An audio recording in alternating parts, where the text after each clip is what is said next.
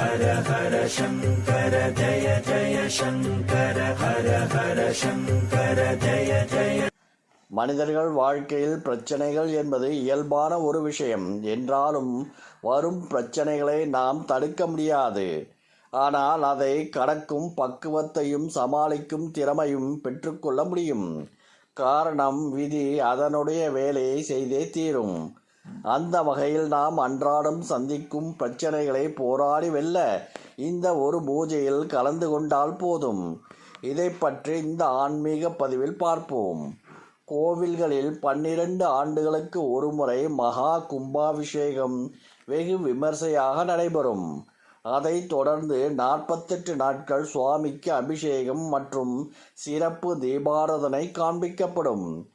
மேலும் கும்பாபிஷேகம் அன்று சுவாமிக்கு அஷ்டபந்தன என்னும் மருந்து வைக்கப்படும் என்றும் அந்த மருந்து உருகும் என்றும் சொல்கிறார்கள்.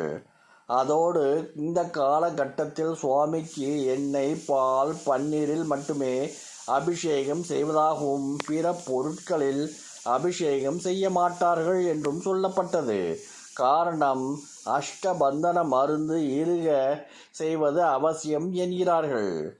அப்போதுதான் சுவாமிக்கு கலசத்திலிருந்து பூரண சக்தி கிடைக்கும் என்பதால் நாம் அந்த நேரத்தில் சுவாமியை பிற நாட்களை விட அந்த காலகட்டத்தில் வழிபாடு செய்வது அதீத சக்திகளை கொடுக்கிறது என்பதால் பலரும் இந்த நாளில் கோவில்களுக்கு சென்று வழிபாடு செய்து வருகிறார்கள்.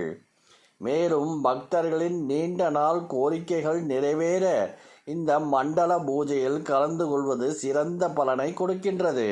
ஹர ஹர சங்கர ஜய ஜய சங்கர ஹர ஹர சங்கர ஜய ஜய.